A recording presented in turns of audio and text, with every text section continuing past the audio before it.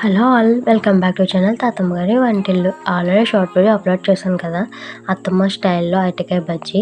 Long video upload చేస్తానని చెప్పాను, కొంచెం లేట్ అయిపోయింది. ముందుగా అరటికాయ తీసుకొని మనకు నచ్చిన సైజులో ముక్కల కింద కట్ చేసుకొని పక్కన పెట్టుకోవాలి. ఒక బౌల్ తీసుకొని మన అరటికాయలు సరిపడా క్వాంటిటీలో శనగపిండిని యాడ్ చేసుకొని, అదే శనగపిండిలో ఒక 2 స్పూన్స్ బియ్యం పిండి వేసుకోవాలి. సాల్ట్, కారం, ధనియాల పౌడర్, అల్లం వెల్లుల్లి పేస్ట్ కూడా యాడ్ చేసుకోవాలి. ఏంటి ఇవన్నీ వేస్తున్నా టేస్ట్ ఎలా ఉంటుంది అనుకుంటున్నారా? ఇవన్నీ వేయడం వల్ల టేస్ట్ చాలా బాగుంటుంది. ఒకసారి మీరు ట్రై చేయండి, నచ్చకపోతే కామెంట్ చేయండి.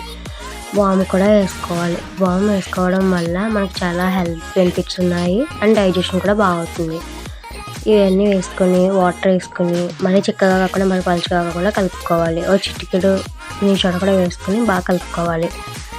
ఇప్పుడు స్టవ్ ఆన్ చేసుకొని కడాయి పెట్టుకుని ఆయిల్ వేసుకుని వేడి చేసుకోవాలి. మనం కలిపి పెట్టుకున్న శనగపిండిలోకి మనం కట్ చేసి పెట్టిన అరటికాయ ముక్కల్ని వేసుకొని అరటికాయ ముక్కలకి శనగపిండి బాగా పట్టించి ఆయిల్ వేడెక్కి ఆయిల్లో వేసుకొని అటు ఇటు బాగా టర్న్ చేసుకుంటూ ఫ్రై చేసుకోవాలి. మిగిలిన అరటికాయ ముక్కలను కూడా ఇలాగే శనగపిండిలో ముంచి ఆయిల్లో వేసి బాగా ఫ్రై చేసి పక్కన పెట్టుకోవాలి. బజ్జీలు ఫ్రై అయ్యే గ్యాప్లో ఆనియన్స్ చిన్నగా కట్ చేసుకుని పక్కన పెట్టుకోవాలి. పల్లీలు కూడా ఫ్రై చేసి పక్కన పెట్టుకోవాలి. ఇప్పుడు బజ్జీని కట్ చేసుకుని ఆనియన్స్, పల్లీలు, మిక్చర్, కొత్తిమీర, నిమ్మరసం వేసుకొని సర్వ్ చేసుకోండి. టేస్ట్ చాలా బాగుంటుంది. ఈ వీడియో మీకు నచ్చితే లైక్ చేయండి, షేర్ చేయండి, సబ్స్క్రైబ్ చేసుకోండి. Thank you for watching.